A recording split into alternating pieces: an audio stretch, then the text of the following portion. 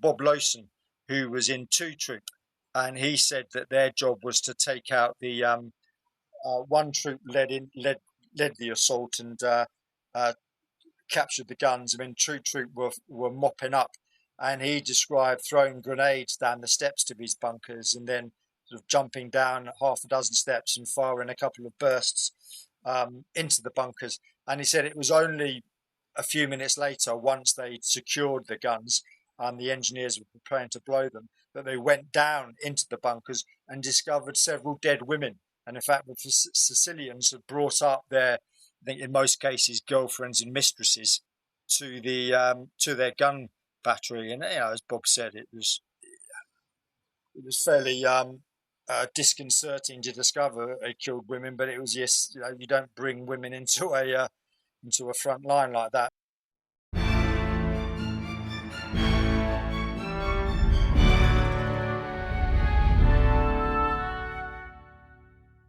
Hello. Early on the 10th of July 1943, advance units of elite British troops landed on the island of Sicily and began a series of raids against the Germans to allow the larger force to land on the beaches, and so began the invasion of Sicily. The unit tasked with this key job was the SAS, now a ruthless fighting force. Gavin Mortimer joins to discuss. Plenty more great history is on the way, including the gunpowder plot on Tuesday. Ben McIntyre joins to talk the Iranian embassy siege, so please do subscribe and follow. But until then, it's Gavin Mortimer on the SAS in Italy.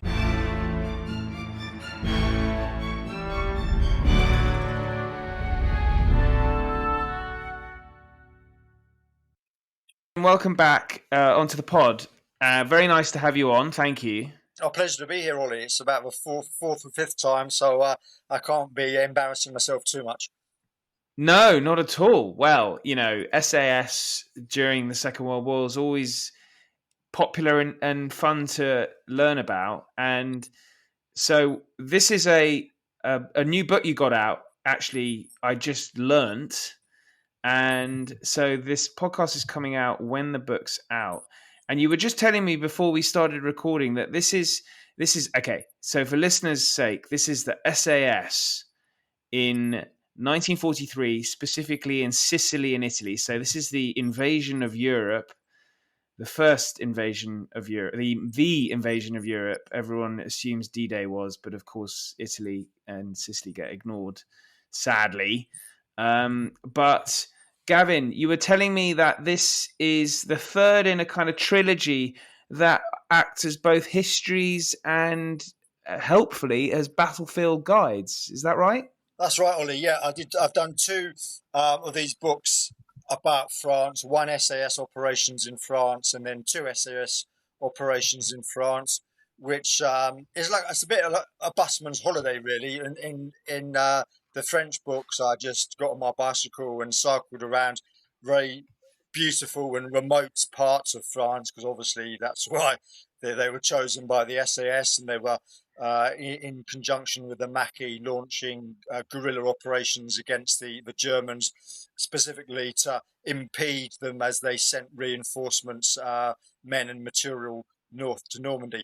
And then the Italy one, I thought I fancied a jolly in Italy, so I suggested to my publisher, why not do one? And of course, I first went to Sicily in Italy 20 years ago when I wrote Sterling's Men. And so I wanted to go back there because I knew there was an abundance of material, so to speak. In other words, sites where the SAS, just for the sake of pedantry, during 1943, the SAS, 1 SAS under Paddy Mayne, were known as the Special Raiding Squadron, just for the duration of 43, and then they reverted back to 1 SAS. But probably for the sake of clarity, I'll just refer to them throughout as the SAS. So that's what I did, and that's right. It's half a history of what actually went on in 1943, and then a lot of so it's rich with photos, about 120 photos then and now, and where possible, I try to get the exact photos now and 80 years ago, and the beauty of particularly Sicily is that it's, as anyone will know, it's a wonderful place, and it's relatively unchanged. So for the Cape Muro de Porco landings, that's the Cape of the Pig Snout, on July the 10th, when the SAS were in the vanguard of the invasion of Sicily, taking out a coastal battery. It's more or less unchanged since that day in 1943. Few more houses, but 80% as it was. So you get such a clear sense of what they achieved, their objectives, the resistance they met, etc., etc. Well, okay, so we should probably frame where, and you've said I can call them the SAS for the purposes of this, but where are we with the SAS? I think the last time we discussed on the podcast was David Sterling has been captured, Yeah. captured by the Germans in North Africa. So they've ditched Sterling. Sterling's been taken from them, which allows Maine to be the main man, really. Very interesting. And in fact, actually, the purely coincidentally, this book will coincide with the second series of the BBC's Rogue Heroes, because that ended with the capture of Stirling, January 1943. And I think the second series, which is going to be broadcast in the autumn, is Bill Stirling features the older brother of David, and it's the exploits in Sicily and Italy. So it'll be interesting to see that series. But that's right. So that the capture of Stirling really threw the SAS into confusion. It had become a regiment, one SAS, in September 1942, approximately 500 officers and men. Stirling was captured, which I cover extensively in my book, The Phony Major, available in all good bookshops, Ideal Stocking Filler, etc. But for a time, there was doubt as to whether the SAS would continue, because a lot of senior staff officers regarded them cafe gangsters, private army, renegades, etc. Resented the fact that they cherry picked their best soldiers from infantry regiments, the guards. So there was a sort of this groundswell of resentment and hostility to the SAS. Bill Stirling was vital at this point, because he was in command of number 62 Commando, and had just arrived in the Mediterranean to operate with the Americans in Cabrit, where the SAS were based, 80 miles east of Cairo, to really assess the situation and report back to combined ops in London, which he did. He got on very well with Paddy Mayne, and also George Jellicoe. Jellicoe and Bill Stirling socially were friends. The upshot of that, Ollie, was the formation in March 1943 of the raiding forces under the command of Lieutenant Colonel Harry Cater. He was very much a chief executive, if you like. So he wasn't a fighting soldier, but he was an organizer and administrator, and he therefore took charge of the logistics, the administration, dealing with GHQ in Cairo. That was a godsend to Paddy Mayne. That was not his forte. And so under raiding forces, you had one SAS, you had the Greek Sacred Squadron, you had the Light Repair Unit, which was sort of like a Royal Logistics, and then you also had the Special Boat Squadron under George Jellicoe. The Special Boat Squadron was D Squadron SAS, so there were 4 squadrons of one SAS, A, B, C, and D. D Squadron just became the Special Boat Squadron and went off to operate with great success in the Greek islands, the Aegean, and then into Greece and Italy later on in the war. And so one SAS under Paddy Mayne, they began training in Palestine, ready for the invasion of Europe. We're now in the spring of 1943. And it was a very interesting period because Paddy Mayne really stamped his mark on the regiment. He and David Stirling were opposites, and while they respected one another, their talents lay in different areas. So Paddy Mayne was just this superb guerrilla soldier, a natural leader of men by the sheer force of his personality. David Stirling was an ideas man, very good at buttering up GHQ, getting what he wanted, socially very well connected.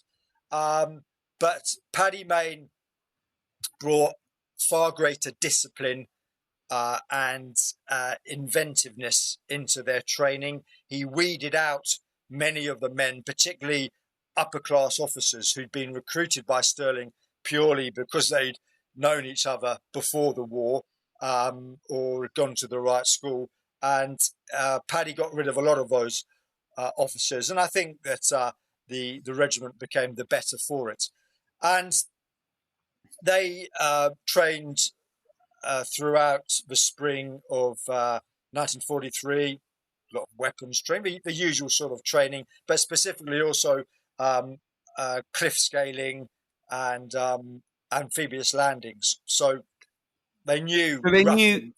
Sorry, Gavin. They knew Sicily was going to be the target then. I think they knew, that's right. I think they were aware that one of the Sicily, Sardinia, one of the islands would be um, uh, where they would be sent, and indeed they were on July the 10th, 1943, and at Cape Muro de Porco, their objective was to eliminate 4 guns, a coastal battery, 4 powerful guns, which would have presented a threat to the main invasion fleet, the British invasion fleet, landing on the southeast corner of Sicily.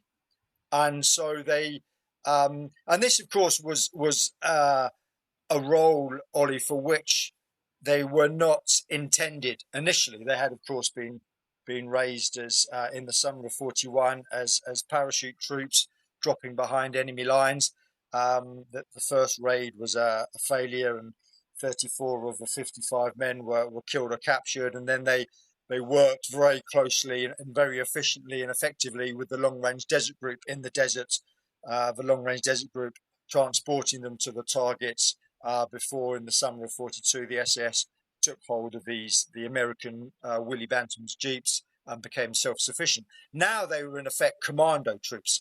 And again, I think this shows you the extraordinary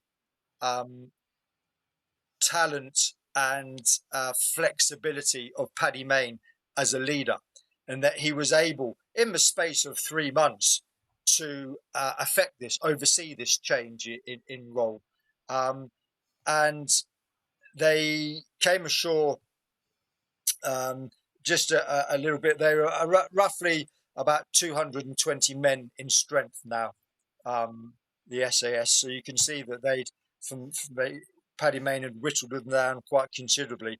They were divided into 3 troops, 1, 2, and 3 troop, and among the 1 troop was considered the cream, and that was commanded by Bill Fraser, who, with Paddy Mayne, was the only surviving officer of the original intake of recruits in the summer of 1941.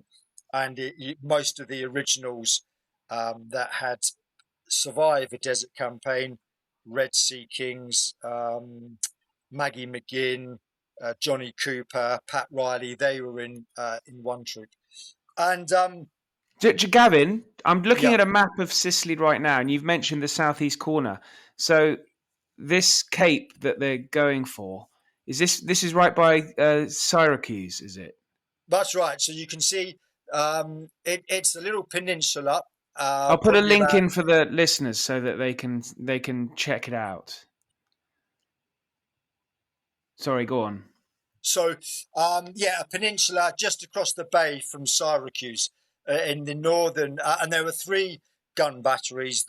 the one right on the southernmost tip, and then one about halfway up on the eastern coast, and then one in the northeast corner. And from that one, the one in the northeast corner, you could see across a couple of miles across the bay to Syracuse. So that's how close they were to Syracuse. And they landed.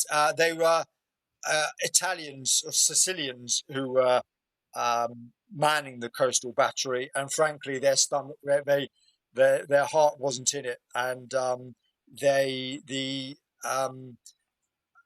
SAS, who are trained for scaling cliffs, and indeed, if you visit today, you can see that these cliffs are about 15 meters in height, not huge cliffs, but nonetheless pretty vertical. As luck would have it, the uh, launches that brought them in, the landing craft assaults that brought them in about half a mile out of place, because the troop ship, the Ulster Monarch, had come in too close, so they got their bearings slightly wrong. But again, you can follow along the coast to where they came in, and I talked to several veterans who dispelled this the myth that they had to scale the cliffs. They said, no.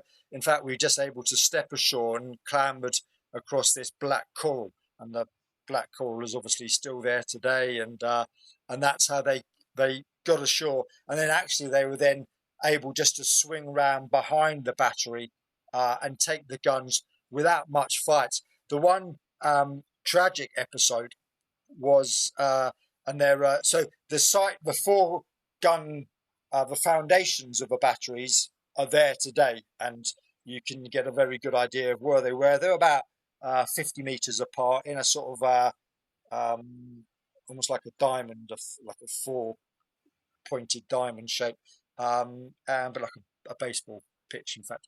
And And looking on the front cover, Gavin, you can see the yeah, image of at the time of one of these guns, and they're pretty. I mean, I'm not very good on millimeters of guns, but it looks pretty big and dangerous looking. they were British World War One guns, and in fact, I met Sergeant Bill Deakins, who was head of the engineer section, whose responsibility it was to blow the guns, and he said the fact that they were British guns was meant that they could accomplish their task even quicker, because they knew exactly how to blow them up, because these are the sort of guns that they trained on in training.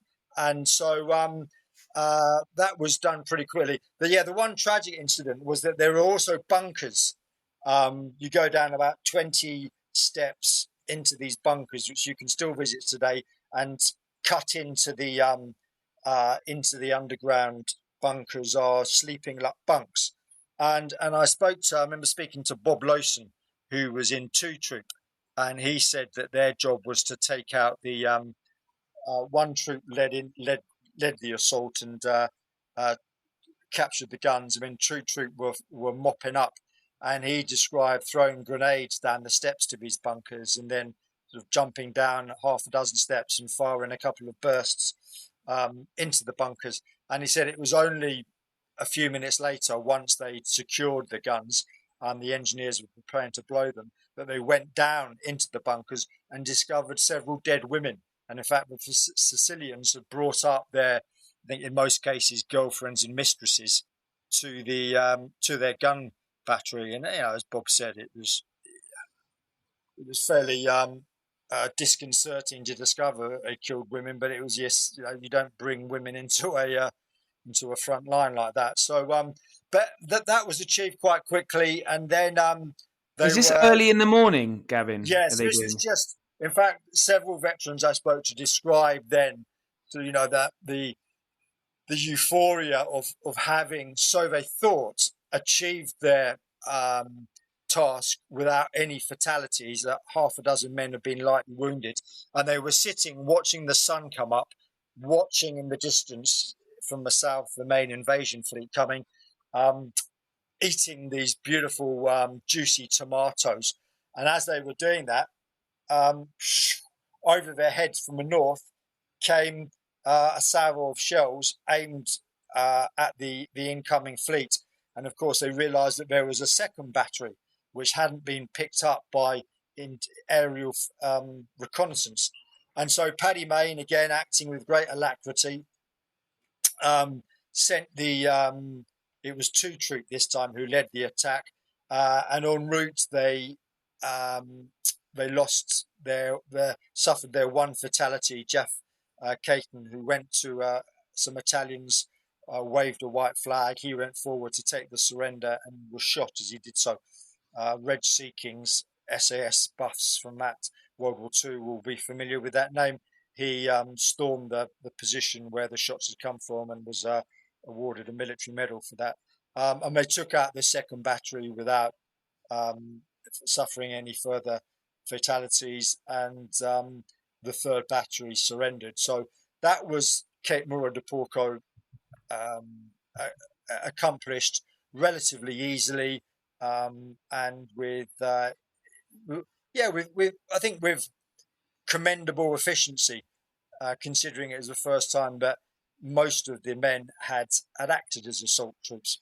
And then 2 days later, and so just to interrupt you again, annoyingly, I'm afraid, Gavin, but was that was Montgomery's side of the invasion force, not the Americans? Correct, that's right. So that was Montgomery who was landing and then coming up the east side of Sicily. So after they got back on the troop ship, the Ulster Monarch, and then 2 days later they came ashore Augusta. Augusta's probably about 15 or 20 miles up the coast from Cape Muro de Porco, and it's a naval.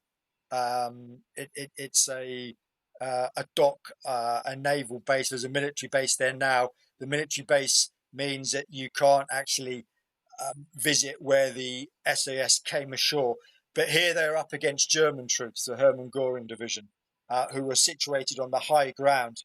And they came under quite heavy fire as they came ashore. They lost two men, Bentley and Shaw, who were both stretcher bearers, and suffered a dozen or so casualties as they came through the streets. And again, I visited Augusta, and this is all detailed in the book with grid references on Google Maps, etc. So they came up the main street, and again, veterans I spoke to described taking cover, going from shop doorway to shop doorway, and just working their way.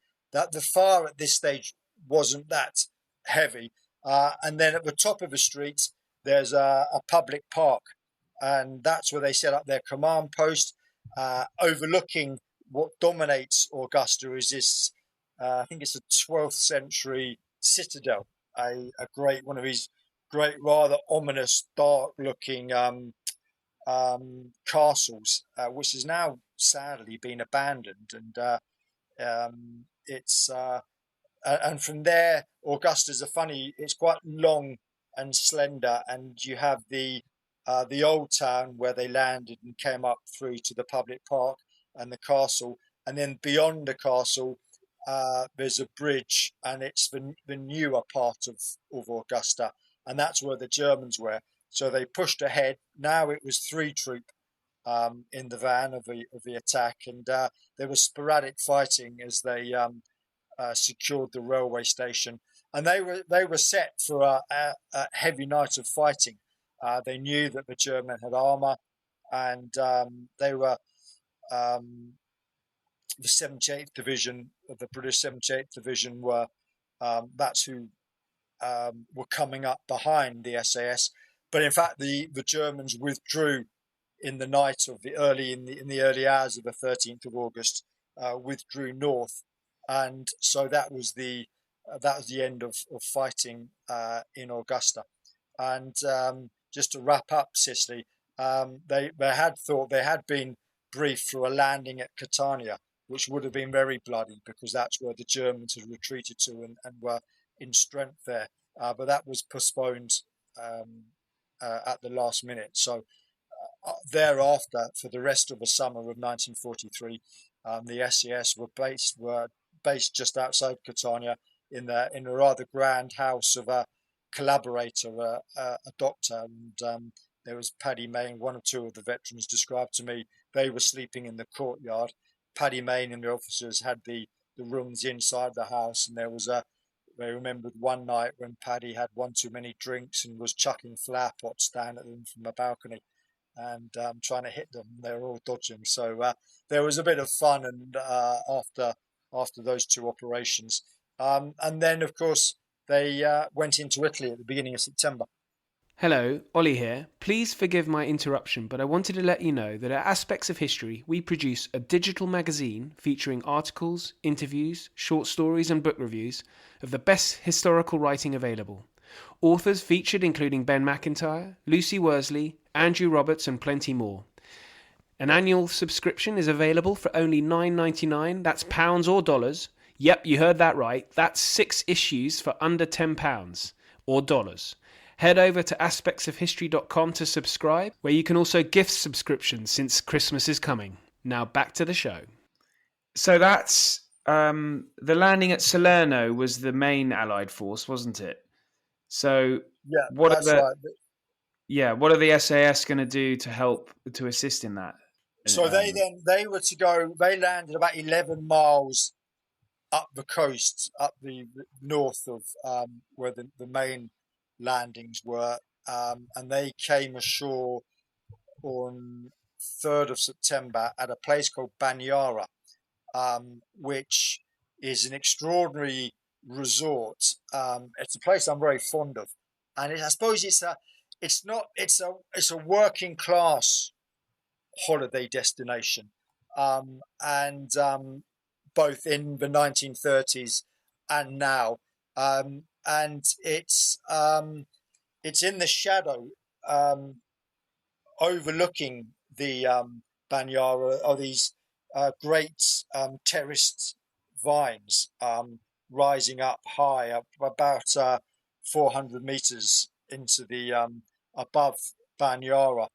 So it's an impressive place, but of course it meant it was quite easy or quite um, a good position to defend for the Germans, and the Germans were on these terrace plateaus among the vines, but they were expecting the main Allied landing to come along the road. There's a road along the top of the hillside, and also one that runs parallel to the sea next to a railway line, and that's where they thought the Allies would come. They weren't expecting a beach, an amphibious landing, and so they were caught by surprise. And the objective of the SAS when they came ashore on the 3rd, 4th September was to secure Bagnara, secure the railway line, and also secure the road and the bridge that led over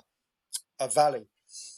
And they had the good fortune that the beach at Bagnara was about a mile long, and they should have, again, one of the quirks of fate, they should have landed on the southern side of the beach, the southern end of the beach, but they landed on the northern end of the beach. The southern end of the beach was actually mined. The northern end wasn't, but the SAS didn't know this, and so they were running late, and they were behind schedule. It was about 3:30 in the morning, and so Paddy Mayne didn't have time to faff about. He was first off a landing craft, strode up the beach. And I remember speaking to Sid Dignam, who was his signaller, and he was half the size of Paddy Mayne, and said I was just making sure that I kept my feet in his boot prints as we came up the beach, which wasn't easy to do because his strides were twice my strides. So I was more or less hopping up the beach following Paddy Mayne. But the beach wasn't mine. And then and again, I describe this in the book, and it's easy to follow. You can determine the route that they took up these very steep streets.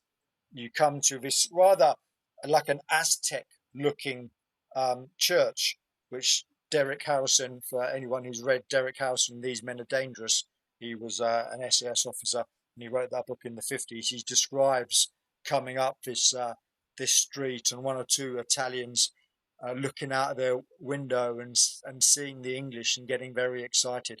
Um, and and then for me, what was particularly moving was um, it was Peter Davis, who was a section commander in 2 Troop, who had to push up the road, and it's like a full of hairpins, this road, and up into the hillside among the vines, and he describes coming under fire from the Germans on one of the terraces and sprinting uh, up the road, and as they turned a corner, to their relief, they saw on the left-hand side of the road this single-story, really, it's like a crofter's cabin or just a single-room building. And they dashed in there, he and 12 of his men, and there they were pinned down for the rest of the day. And Bob Lowson, who I interviewed, was in the the other half of that section, and they tried to reach the cottage too, but were mortared back down the road, and several of the men were injured as they withdrew back down the road. But that house is still there, and it's quite moving. And in that house, in fact, one of the SAS Charlie Tobin, an Irishman, was killed as he tried to midway during the day. He tried to get out of a cottage and come back down to bring a message back down to the main SAS further back down the road. But as he dashed out of the house, he was caught by a burst of machine gun fire, and he was killed. And he was Bob Lowson's best friend. And Bob described to me afterwards, once the fighting for Banyara was over and the Germans had retreated, he and Peter Davis walked back up to the cottage, retrieved Charlie Tobin's body, and buried it in the on the hillside. And he said that was a profoundly moving moment for him. So to actually find that cottage, because Peter Davis, who wrote his memoirs, which weren't published until recently by his son, he describes he wrote this account just after the war, so it was very fresh in his memory. And there's even the cactus plant. He describes a cactus plant just by the door, and the cactus is still there. So yeah, it was strange to, and you could see where the German machine gun was sighted. So you get such a clear idea, and that's the really brings it home when you can envisage this scenario. And of course, we can have no idea of the emotions going through them at the time, but nonetheless, you can sort of see things from their perspective and just imagine how it must have been that day. Um, and and so once again the Germans withdrew, the Royal Navy arrived on the that's right.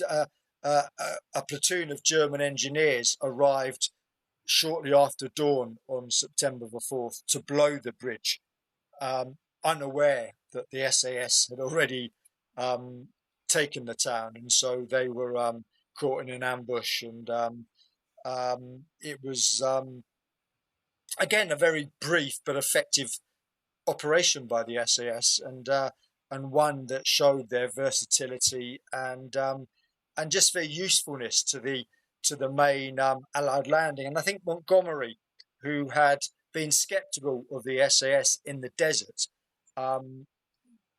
really began to appreciate what they were capable of in 1943, and that would have consequences in 1944, because I think he was much more cooperative working with the. Yeah, because their achievements in the desert were actually a bit limited, really, weren't they? If we're honest about it. They destroyed many aircraft, but they weren't really. It was much more the long range desert group who were acting in tandem with the Eighth Army. So, for example, it was the Long Range Desert Group who found the way who blazed the trail about getting from Libya into Tunisia in 1943, so that Montgomery could effect his left hook. Whereas the SAS, that's right, it was much more about harassing the Germans and blowing up aircraft, but doing little in the way to influence the main battle and the main operations that were going on, which was very much what they did in 1943. And then just finishing up with one SAS. Then a month later, in October, they landed at Termoli on the eastern coast, so on the spur of the Italian boot. And Termoli was a very important port. It was a deep water port, so of strategic importance to the Germans and the British. And they landed as part of a special service brigade with 42 Royal Marine Commando and 3 Commando. And at first, it was a dream. They landed, caught the Germans unaware, and this was on October the 3rd, and by mid-morning, they'd achieved their objectives. The Germans were in retreat. Many had been captured. This was the German parachute regiment, and they now just awaited the arrival of the 78th Division. But because Termoli was of such strategic importance, once the Germans learned that they'd lost it, they then launched a major counter-offensive to retake it, and that led to the Battle of Termoli, which was, in the words, and that was the first time that one SAS and two SAS had fought side by side.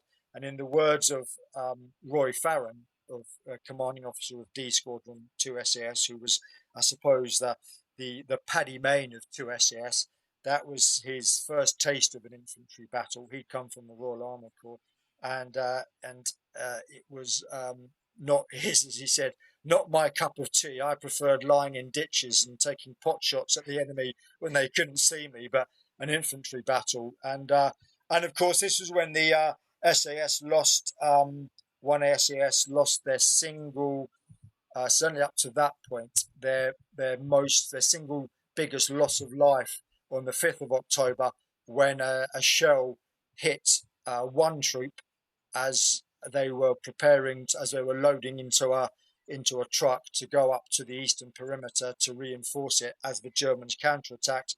And the Germans actually had a spotter in the town in a church tower, and he called up an artillery strike, and one of the shells hit a lorry just as Captain Johnny Wiseman was loading his section onto it. And I've met Johnny Wiseman, who was a lovely man, and he was in the passenger seat in the cab, and he was the only survivor. 18 men were killed.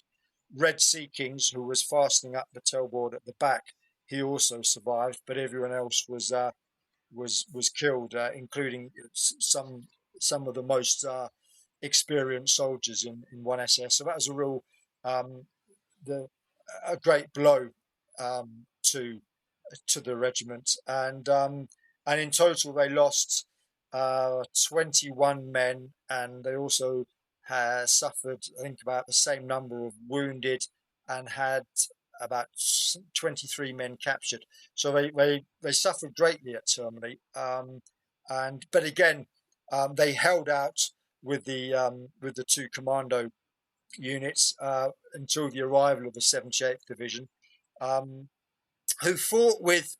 It's interesting because some of the SAS veterans I spoke to were fairly scathing of some of the 78th Division, but of course some of them fought with great tenacity and great courage, and not all of them, however. And there was a line from Harry Pote, who was 2IC, who was very dapper and a softly spoken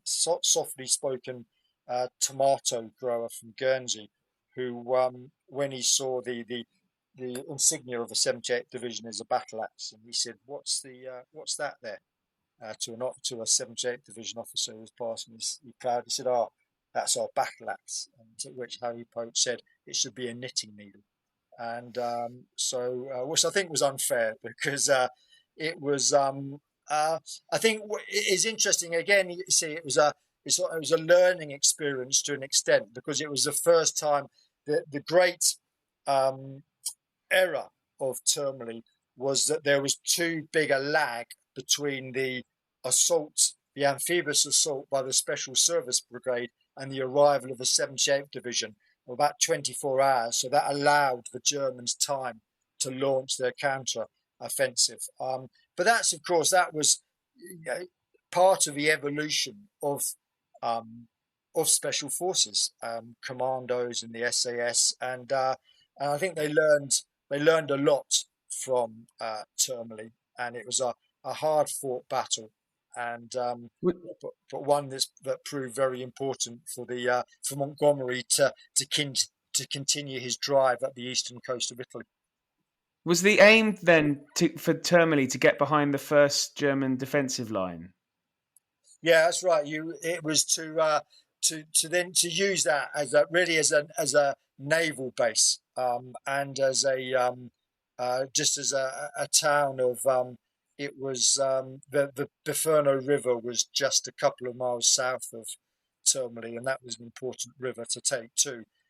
So it meant that they controlled that, and it meant that they could push inland, up north, and also push more inland, because obviously Termoli is about opposite or to Rome on the western side of Italy. So it was a time when Montgomery was just looking to get as many beachheads, if you like, as he could, for what of course was a real slog up Italy. Great stuff. So I guess this sounds like the SS now are working in tandem with land forces much more so than a year before, and then they now have the trust of Montgomery and other senior commanders, because they're working in a more professional way. Yeah, well, what's very interesting, Ollie, at this time, because of course I just mentioned two SAS, because of course in two SAS came into being in May 1943, and they operated in Sicily, but much more. Bill Sterling, as I say in the Phony Major, the SAS was a joint effort by David and Bill Sterling, and you can see this in the way that Bill Sterling, when he evolved Number 62 Commander into 2 SAS in May 43, that he was adamant that its modus operandi would be what the SAS had intended to be in the desert, because of course after that first parachute operation, which had the misfortune to coincide with one of the worst storms in Libya in living memory, with very high winds and driving rain and freezing temperatures, there were no further parachute operations, and whether David Sterling just decided it was too risky, or he'd had a nasty parachute accident himself with Jock Lewis when they were experimenting with parachutes. So he may just have lost his nerve in parachuting and just decided it was too risky. But Bill was very much, and of course, obviously, the terrain in Europe is much different to the desert, which it's not all Beaugest sand dunes. It's a lot of hard packed gravel, and so Bill Sterling, and it's very interesting to see the memos and the communications between Bill Sterling and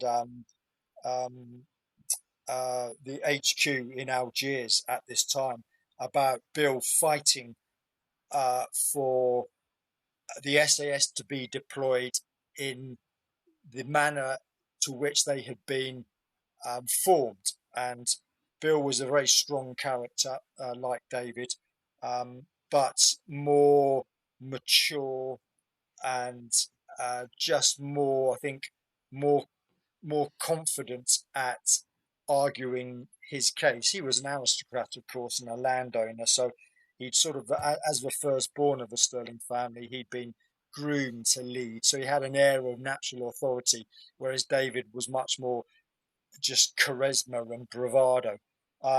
And Bill could formulate an argument much more pithily. And so they first dropped into Sicily on Operation Chestnut in July 1943 with mixed results. It was very much, when you look at 2 SAS in 1943, Bill Stirling was prepared. He accepted failure as part of a learning curve. And he did what he could to reduce casualties, but he also accepted that that was as part of war. But it was very important. I think this was one of David's failings as a commander in 1942, that he didn't learn from mistakes. He kept repeating them. These ill-conceived forays into Benghazi, for example, whereas Bill, and you see this in the reports that Bill wrote about each operation, there was always at the end conclusions, lessons learned, and Bill was always had one eye on the future. And so in 19, I suppose going forward to after the Battle of Termoli, then 2 SAS, as far as 1 SAS was concerned, Termoli was their last operation in Italy. They then kicked their heels until the end of the year when they were shipped back to England. But 2 SAS used from Termoli, they used that as a base to launch a series of operations, some guerrilla operations, blowing bridges, attacking German lines of communication further up the coast. But they were also involved in landing men by boat and then rounding up some of their thousands upon thousands of Allied POWs who'd been released because, of course, September 1943, the Italians had signed the armistice, and in many cases they just opened the doors of the prison camps, and the POWs, the Allied POWs, wandered out, and there were tens of thousands of them wandering across Italy. And so this operation was launched and to try and round up as many as possible.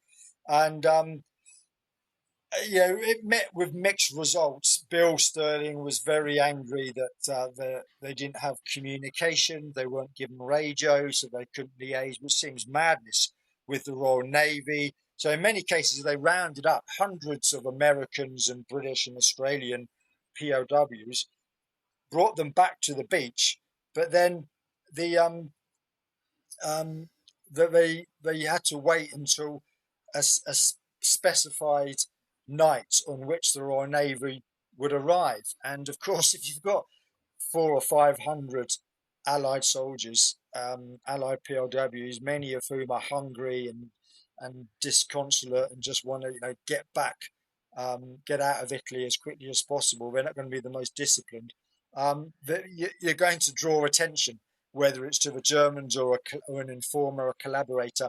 So what often happened, unfortunately, that the 2 SAS rounded up, corralled these POWs, and then as they waited near the coast to take them off, the Germans arrived and they had to scatter and they were back to square one. So, and Bill Stirling, took out his anger in his operational reports and said it's just sloppy thinking. And I think this very much this resentment on both sides. HQ resented his impertinence, or what they saw as his impertinence. Bill Stirling was aggrieved at what he saw as their incompetence, and that came to a head in end of May 1944, when Bill Stirling saw how 21 Army Group intended to deploy the SAS in France, parachuting them just inland of the beachhead to act as a block to the Germans as they brought up armoured reinforcements. Complete madness, as Mike Sadler said to me. It would have been suicide. And Bill Sterling saw that straight away and said, we must, we should be deployed hundreds of miles behind enemy lines, deep in France, to work with the Maquis as guerrillas in slowing up the Germans as they transported by road and rail men and munitions to Normandy. And he was sacked for that as CO of 2 SAS. But I think there was probably a compromise reached with General Boyd Browning of 21 Army Group that Bill was dismissed, but the original order was cancelled, and Bill Sterling got his way, and that's how the SAS brigade was deployed in France to great success. So that's why I've said that it's my belief that Bill Sterling is every bit as important, if not more important, than David Sterling in how the SAS evolved. And Italy, the glamour, if you like, went to one SAS, the beach landings, the commando troops, and 2 SAS had the teething problems associated with any new enterprise, and yet it was crucial in developing the SAS for what lay ahead in France. And of course, they operated with great effectiveness in France. 1 and 2 SAS, and then 3 and 4 French SAS received a very warm message of gratitude from Eisenhower, and but that was made possible really by Italy. That Italy had been, if you like, the testing ground for France, and so while 2 SAS operations were only partially successful, I would say that it was crucial in the success that the SAS experienced in France the following year. Wonderful stuff. So, Gavin, that trip to Sicily and Italy, I assume, was it's not a bad place to go on a battlefield tour, is it? No, it's not. It's not. You can't really. Termini, again, you get a good sense. Or I describe Termini. They're all wonderful resorts. If I can put it, if that doesn't sound distasteful, bearing in mind the fighting that went on. But now one can go there and respectively follow in the footsteps of what went on, while also enjoying modern Italy and Bagnara and Termini. And Termini, there's the old town of Termini, and Termini has changed quite a lot since the battle. It's now quite a thriving town. But no, it's they're both places that I'm very fond of. Italians and Sicilians were very hospitable people, and particularly in Sicily, in Cape Muro de Porco, it's a nature reserve now, and so it's unspoiled, and you get such a vivid sense of what it must have been like, and you can follow, and I hope I do a reasonable job in describing, in allowing people now to experience to a small degree, at least the movements of SAS on that night of the 10th of July 1943. So no, I would encourage people to go, because a lot of I think we still tend to think of the SAS as the desert, as going around in jeeps with the big Vickers machine guns, and there's more known about what went on in France. But I think the Sicily and the Italy campaigns, while they didn't operate as they'd been intended, the SAS, what they achieved, as we've just discussed, Ollie, was very important, and a great credit to Paddy Mayne and every man who showed this extraordinary adaptability in a short space of time, to prove, I think, really that the SAS weren't renegades or a private army, cafe gangsters. They were very disciplined, very highly trained, very well organized, and very successful soldiers. Well, that's a good way to end it. Gavin, thanks very much for that. And links are in the show notes for listeners. And if you want to book a summer holiday, you could do worse than Sicily and Italy. Thanks so much for listening. Plenty more great history on the way, including the Gunpowder Plot on Tuesday. But until then, thank you and good night.